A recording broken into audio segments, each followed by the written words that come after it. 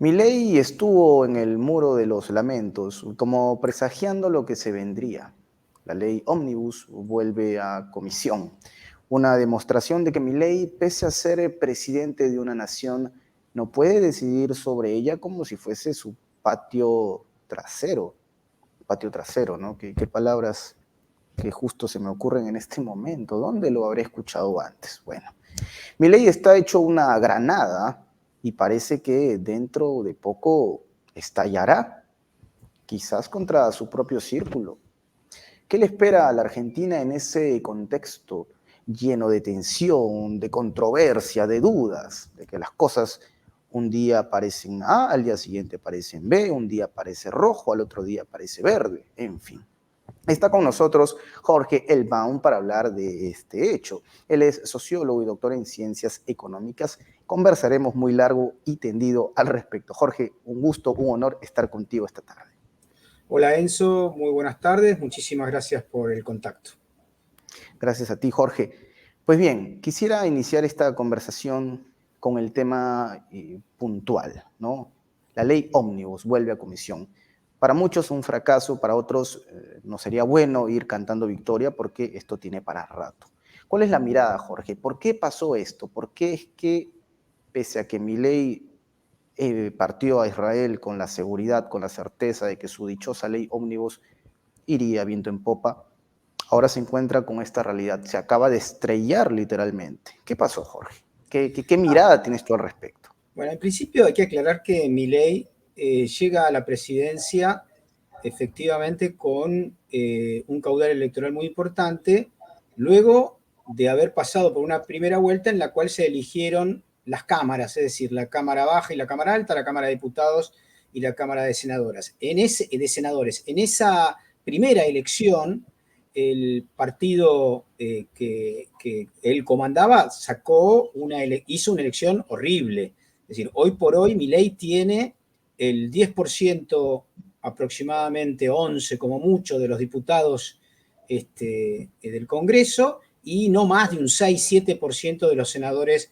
de la Cámara Alta. Es decir, es la primera vez en la historia argentina que un presidente accede al gobierno con tamaña debilidad legislativa y federal en tanto que no cuenta con ningún gobernador propio ni tampoco con intendentes de su organización política. ¿Quién le dio la argamasa, una estructura posterior a la elección para llegar a plantear este delirio de la ley Omnibus y del DNU que todavía no fue tratado? Lo hizo el macrismo, un gran sector del macrismo, no todo, una gran mayoría del macrismo, que le dio y un sector del radicalismo, del viejo partido radical, que también en el día de ayer tuvieron contradicciones y que motivaron de que esa oposición light, como llamamos en Argentina, no le conceda la voluntad de convertirse en un monarca, porque eso es lo que de alguna manera está pretendiendo Milei. En ese marco, con una irresponsabilidad llamativa, el actual presidente, cuando pretende aprobar una cantidad enorme de leyes en esto que se llama ley ómnibus, que son 660 leyes en realidad, agrupadas en una única formato para que no pueda discutirse una por una. Ese es el objetivo del anarcolibertarismo que expresa Milei. En ese momento que se juega una partida relevante, se va del país a Israel. Y se va a Israel un foco de conflicto internacional, poniendo a la Argentina en una situación de mucha tensión en relación a la conflictividad de Medio Oriente. Y le suma a eso el hecho que ya había tenido una situación parecida cuando invitó a Zelensky a su inauguración presidencial el último 10 de diciembre del 2023. Es decir, Milei nos suma a los argentinos y a los latinoamericanos, a todos los conflictos internacionales, los más importantes, los de Ucrania y los de Medio Oriente, en una lógica de irresponsabilidad terrible, más aún cuando Israel, Estados Unidos, Ucrania y el Reino Unido son los 4 únicos países en el mundo que votan en contra de la Argentina en su sistemático pedido de que el Reino Unido se avenga a negociar lo que corresponde como una defensa soberana de nuestras islas del Atlántico Sur, las Islas Malvinas. Ujú. Jorge, yo me quiero detener en un punto. Hablábamos de un Milei que tenía la expectativa, como tú dices, de arrancar ya con vientos de monarca y hacer lo que le venga en gana, ¿no? Porque el tipo entendió que al ser presidente tenía la capacidad de pisotear a su antojo. Pero ahora vamos a un punto clave. ¿De qué es capaz Javier Milei? O sea, vimos que la ley ómnibus, dentro de todo, bueno, se ha postergado. No decimos que en definitiva este es un triunfo de la oposición, no se sabe aún, esto es muy pronto, está muy crudo para poder confirmar algo, pero sí vemos que Milei ya empieza a sentir que las cosas no van a resultar por lo que él considera, en todo caso, constitucional. Las locuras de Milei que se puedan venir. ¿De qué es capaz este tipo? La pregunta también es, ¿tendrá el apoyo para poder buscar la manera, los métodos no tan convencionales de poder ejecutar sus planes? ¿De qué es capaz este tipo, este Javier Milei? En principio, aclarar que en la lógica constitucional argentina, ganar la presidencia supone convivir con otros poderes. En nuestro país, con el Poder Judicial, con el Poder Legislativo e incluso con la Procuración, que también es un poder autónomo del Estado, ¿no? La realidad es que la confusión de estos personajes como Milei, que además expresan un desequilibrio emocional evidente, es creer que el Poder Ejecutivo tiene, digamos, la capacidad para imponer reglas por sobre los otros poderes, cosa que ha visto en el último día que eso no es así. De hecho, yo sí caracterizaría lo que pasó ayer como una gran derrota de Milei, una derrota momentánea.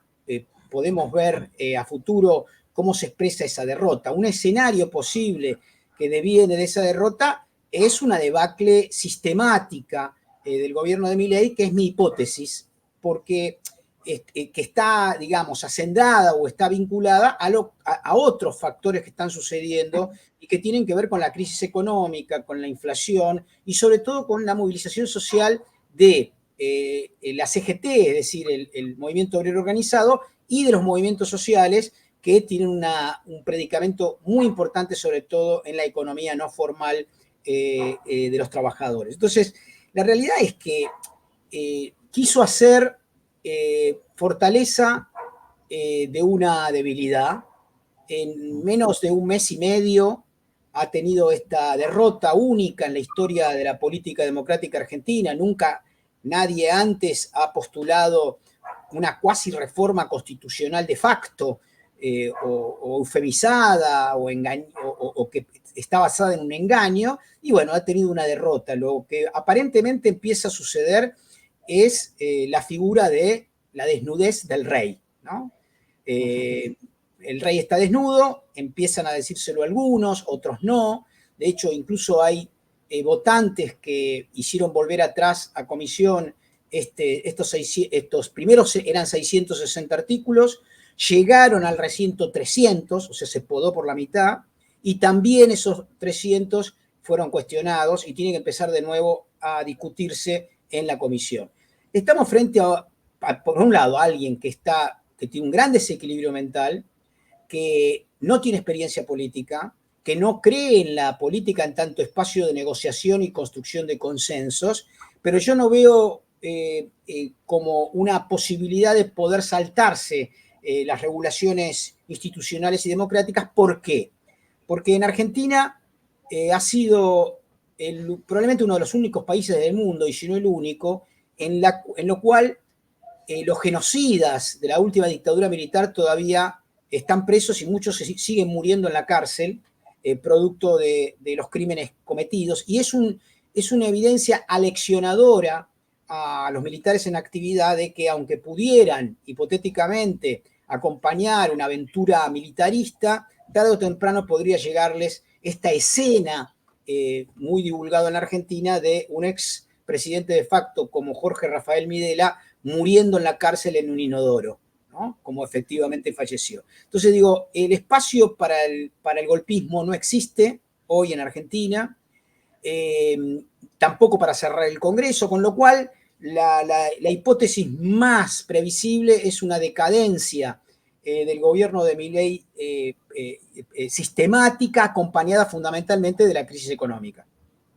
Ahora, algo, bueno, yo imagino, me pongo en el trato de ponerme en el lugar de mi ley, que es muy complicado en realidad, pero con mi código, porque tendría que tener, como dices tú, cierto desequilibrio en algunas cosas que hago o digo, pero este tipo seguramente va a buscar, qué sé yo, desquitarse de alguna manera. Acá es cuando uno se pregunta si empezarán a rodar cabezas o seguirán rodando cabezas en el círculo de Javier Milei. Y es que esto se va a empezar a desmoronar ya mismo. ¿A quién podría apuntar Milei? La gran pregunta que todos se hacen. Este fracaso evidente tiene, entre otras cosas, seguramente que ser cobrado de alguna manera, ¿no? O sea, ¿tú cómo ves ese escenario, Jorge? Es que está atrapado en su propia debilidad. Es decir, si empieza a hacer rodar cabezas de los pocos aliados que tiene y sigue insultando a la oposición light que lo acompañó en algunos tramos de la discusión inicial, cada vez se va a quedar más solo. Ahora, sí es posible pensar en el marco del ideologicismo que sustenta Javier Milei, que carece de experiencia política, de que pueda inmolarse él diciendo, bueno, yo intenté hacer esta reforma constitucional de facto, no me dejaron, me voy, pero soy un héroe, digamos, ¿no? Para decirlo en lenguaje brutal. Creo que tampoco ese escenario le va a ser tan fácil porque al revés, sus propios aliados lo van a condenar. Entonces, está atrapado entre una ausencia de pragmatismo, entre una incapacidad de hacer política y en sus propios delirios megalómanos, ¿no? Megalómanos en tanto que él cree que ese 54% que obtuvo en las elecciones debe tener un correlato en el Congreso en el cual él tiene no el 54, sino el 10%. Y esa es la dificultad primaria que no logra ver, por lo cual amenaza con un plebiscito, ¿no? Ahora bien, veamos cómo es la Constitución, el artículo 40 de la Constitución Nacional, que dice, hay dos tipos de plebiscito o de consulta popular en la Argentina, ¿no? Una es vinculante y otra no vinculante. La vinculante, es decir, aquella que tiene voto obligatorio y cuyo resultado debe ser sí o sí implementado como norma, tiene que ser aprobado dicha convocatoria por las dos cámaras del Congreso. No lo puede hacer el presidente por motu propio. Entonces, tiene que mandar una ley al Congreso solicitando la aprobación de un plebiscito, lo tiene que aprobar Cámara de Diputados y Cámara de Senadores, donde en senadores, o sea, uno pensó ahora, todo esto pasó en diputados, donde él tiene mayor peso con su oposición light. En el Senado no tiene nada, ¿no? Está insultando a los radicales, que son oposición light, ¿no? Oposición amigable, que tienen bastante presencia en el Senado. O sea, la situación es muy complicada. Ahora, ese plebiscito, además, no podría ser convocado para aprobar 600 leyes. O sea, vos tenés que hacer un plebiscito para aprobar una ley, no Claro, 600. imposible. ¿No? Imposible. Entonces, Oye, es todo un delirio. La verdad es que es un aventurerismo, es un personaje que va a quedar en la historia como un mal ejemplo, que es también el producto de dos fenómenos, uno internacional y otro local. El internacional, una derechización global que se ve en distintos países del mundo, producto de una reacción a un miedo ancestral y de la crisis de las democracias, de las crisis de las representaciones democráticas, y por el otro lado, del fracaso, obviamente, del movimiento nacional y popular encabezado por Alberto Fernández, que traicionó la voluntad de Cristina Kirchner. Entonces, atrapado en esos dos grandes fenómenos, uno local y otro global, irrumpe un personaje así, como irrumpió otro actor también outsider en Ucrania llamado Zelensky, o como irrumpió un empresario patético y payasesco como Donald Trump en Estados Unidos, son las expresiones de la decadencia de un modelo de gobernanza que está haciendo agua por todos lados. Ajá, buen punto el que menciona Jorge respecto a esta figura de Milei que fue puesto obviamente, entre otras cosas, a través del TikTok, ¿no? O sea, es un personaje que a través de los shorts de YouTube iba ganando popularidad con un discurso que hoy por hoy la gente que votó por él seguramente no comparte absolutamente nada de lo que dice, pero claro, es bonito, como lo dice Javier Milei, ¿no? Con ese entusiasmo, ese ímpetu, esa manera de dirigirse a las masas. Y acá uno se pregunta, Jorge, eh, ¿a ti te gusta jugártela, Jorge? O sea, ¿te gusta a ti lanzar algo y apostar y decir, oye, creo que esto va a pasar? Porque lo que te voy a preguntar es muy vinculado a eso. Pregunte y yo veré si, a ver si me la juego o no me la juego.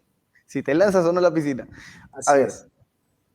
¿llega a Navidad Javier Milei? Así te lo pongo. O sea, nos vamos a Es ir una a un excelente nivel... pregunta. La verdad es que a este ritmo de fracasos mezclado con impotencia, resentimiento que expresa y incapacidad para acumulación política, creo que no. Uh -huh. Interesante. Sí, y van a haber maneras, ¿no? O sea, yo me pongo a pensar en esto, Jorge, las protestas van a aumentar. O sea, esto está empezando recién. Se vienen situaciones complicadas para el bolsillo del ciudadano argentino. Y aquí es donde viene otra figura, Jorge. Tú hablabas de que Javier Milei, si es que tiene criterio y entiende que el crimen paga y los que cometieron actos perversos terminan, como tú mencionabas, como ese expresidente de facto, si se quiere, cumpliendo sus últimos días en una cárcel, ¿no? Entonces, uno se preguntaría, Jorge, ¿a dónde va a llegar el nivel de represión cuando las protestas aumenten y esto se vuelva más convulso? Porque es lo que yo entiendo. Lo que pasó el 24 fue una demostración de lo que puede hacer el pueblo argentino. Y sí se documentaron actos de represión. No se ha hecho, obviamente en varios medios, no se ha dado la cobertura debida, pero vaya que hasta los rusos lo han sacado. El medio Izvestia hizo un informe sobre ello. Un fotógrafo ruso estuvo en el lugar de los hechos contando a detalles que sí, pues hubo represión. Pero uno se pregunta, Jorge, ¿hasta qué punto puede llegar esta brutalidad? Es decir, cuando las protestas aumenten, quizás en un mes se vuelva a convocar un paro general, ¿llegará a este punto Milei de cometer actos, atrocidades como Iván Duque, por ejemplo, como Janine Áñez? O sea, veremos ese nivel de bestialidad en Milei, seguramente de la mano de Patricia Bullrich. Yo creo que sí, lamentablemente. Absolutamente, creo que eh, ellos tienen, sobre todo Patricia Bullrich, tiene un principio dogmático de que la política se pierde también en la calle y que está intentando inocular miedo a la sociedad para que no se movilice. Y de ahí estas expresiones que se ven tan violentas en las calles. Ahora bien, dos elementos de análisis. El primero, en Argentina, y podemos hablar sobre todo del 2001, ¿no? Un momento clave de la historia reciente de nuestro país, en donde salieron millones de personas a la calle y no hay suficiente policía para controlar movilizaciones de esas características de millones de personas en la calle, so pena de asesinar, como asesinaron en aquella ocasión casi 50 personas en diciembre del 2001, ¿no? Yo preveo con otros, no es solamente un capricho mío ni simplemente una expectativa, sino una conjetura en relación a la historia política de la Argentina, de que esta efervescencia se va a transformar en estallido. Porque el nivel de violencia, de estigmatización, de persecución que estamos viendo hoy a los sectores populares que más sufren las consecuencias del ajuste que está desarrollando esta política anarcocapitalista, tiene como una trayectoria histórica en Argentina de mucha explosividad, digamos, ¿no? Yo creo que tarde o temprano esto va a ir acumulándose y es probable que los titiriteros que sostienen hoy a Milei le suelten la mano, es decir, porque Milei no es el dueño del circo. Milei es como Videla, digamos, ¿no? Es simplemente un actor de reparto, si se quiere, hace el fronting de una política económica de las transnacionales, de los fondos de inversión, del Departamento de Estado, y en ese marco, llegado el caso, le van a soltar la mano con algún mecanismo incluso institucional que lo prevé la Constitución, que es un juicio político que necesita 2/3 de votos de las cámaras, que son absolutamente alcanzables en el caso de que él siga insultando y prepoteando a parte de la oposición que es amigable a él. Hay un sector, un tercio del Congreso en la Cámara de Diputados y un 40% en la Cámara de Senadores es una oposición frontal, es el kirchnerismo, más sectores de izquierda trotskista, que de ninguna manera van a someterse, está clarísimo, y lo hemos visto en los votos de ayer.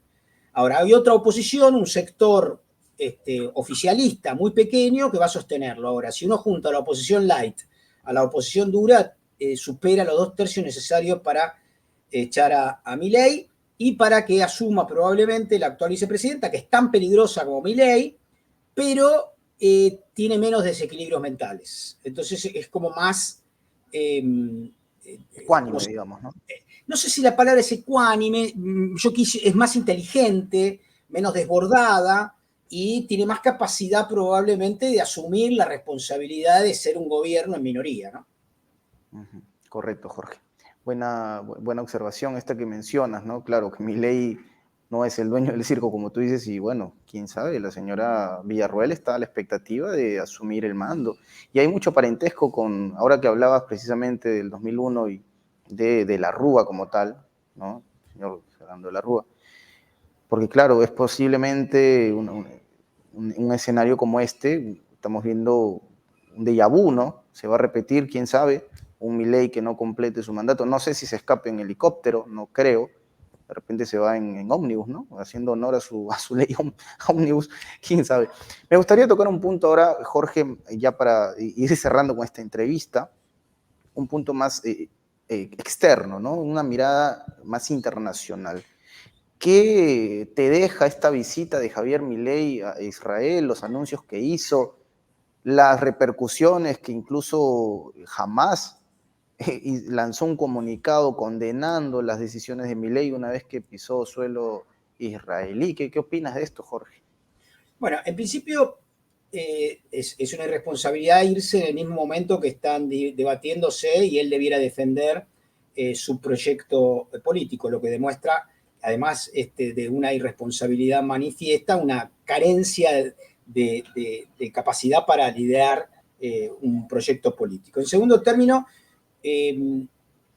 esa imagen que hemos visto acá en Argentina de Milei rezando en el Muro de los Lamentos, a aquellos que conocemos algo de historia, nos hace mucho ruido, porque el Muro de los Lamentos, también llamado el Muro Oriental, es una de las paredes que quedó del Templo de Jerusalén, hecho por Salomón, quemado por los romanos en el año 70 después de Cristo, ¿no?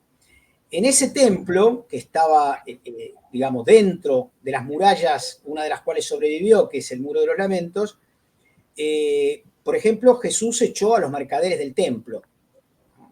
En esa famosa referencia de entrando al templo de Jerusalén, que era la sinagoga más importante del pueblo judío en aquel momento, indignado, Yeshu ben Yosef, o sea, Jesús de Nazaret, vio a personas que vendían baratijas adentro del templo y hacían insultaban al culto con una lógica de idólatras, ¿no? De becerro de oro, ¿no? De hacer negocios en un lugar de pureza. Bueno, agarró un rebenque y los echó a patadas, digamos, ¿no? Y echar a los mercaderes del templo es una parábola muy interesante respecto a Milei, porque Milei reivindica que todo es comerciable, los órganos, los niños, la vida, todo tiene precio de mercado y hay que liberar la fuerza del mercado. En ese sentido, su presencia en el muro y su llanto, aparente o real, no importa, es un insulto a la tradición monoteísta, y obviamente a lo que supone históricamente un templo, en este caso de la tradición monoteísta. Recordemos que los cristianos sostienen digamos, el origen judío de Jesús, de sus 12 apóstoles, de su madre, de su padre, etcétera, y que de ahí también el mundo musulmán, nacido en el siglo VI después de Cristo, retoma y considera a Jesús un profeta, igual que Moisés, y que, bueno, tanto el cristianismo como el judaísmo, como la tradición islámica en su profundidad son comunitarias y desprecian el becerro de oro que es idolátrico, ¿no? Bueno, lamentablemente en estos negocios de la política y de la geopolítica, un personaje tan patético como Milei ha tenido espacio para entrar a un lugar que sigue siendo sagrado para alguna tradición que reivindica la vida y no la muerte. Ahora bien, desde el punto de vista geopolítico, aliarse con un país que está, digamos, bombardeando civiles en Gaza, que sostiene una posición colonialista sobre Palestina, no es un ejemplo para la tradición diplomática de nuestro país, que ha reivindicado siempre la neutralidad por un lado y el derecho a los israelíes y a los palestinos a tener su Estado en paz, con fronteras seguras, sin terrorismo y con soberanía plena para ambos pueblos. Lamentablemente, lo que hace Milei al prometer el pasaje de la embajada de Argentina, de Tel Aviv a Jerusalén, es un insulto, es una provocación, y más aún en épocas de conflicto bélico que se están desarrollando en esa zona. Correcto, Jorge. Sí, todo lo que estás mencionando es tal cual, coincidimos en estos puntos. Yo te invito, Jorge, ya que estamos a punto de cerrar esta entrevista, a dar un mensaje de reflexión, porque muchos de nuestros suscriptores son argentinos, pero también me gustaría que sea un mensaje, una reflexión, Jorge, para Latinoamérica, para nuestro público de toda parte del mundo que nos están viendo en este momento. Por favor, Jorge, te invito a que te dirijas a ellos. No, la convocatoria en este momento de tanto dolor para mis compatriotas que están sufriendo un ataque persistente de una lógica mercantil brutal, absolutamente inhumana, es curiosamente un llamado a la esperanza y al optimismo de la lucha. Nosotros hemos vencido en América Latina y también en Argentina a muchos de estos monstruos. El pueblo argentino tiene reservas históricas, morales, políticas, para dar la batalla frente a este episodio trágico, y estoy absolutamente convencido que vamos a superar esto y vamos a regresar a la senda latinoamericanista que expresaron otros en los últimos años, como Néstor Kirchner, Cristina Kirchner, etcétera, y que esto se va a recordar solo como un horrible recuerdo y si se quiere, una piedra en el zapato de nuestra historia, que no merecía de ninguna manera tener un personaje tan patético, siniestro, como Javier Milei. Así es, Jorge. Igual entendemos que hasta de estos personajes tan atroces quedan lecciones a futuro, y seguramente el pueblo argentino y en general los pueblos de Latinoamérica van a concientizar aún más la relevancia de implicarse en temas vinculados a la política, que es algo tan importante de aquí a futuro. Jorge, te agradezco infinitamente por habernos compartido tu tiempo. Un placer para mí haber conversado contigo. Por favor, al público que nos está viendo, no olviden darle like al video, compartir, comentar, suscribirse. Esto es gratuito completamente. Gracias a ti, Jorge, nuevamente. Y nos estamos reencontrando muy pronto. Esto fue Prensa Alternativa.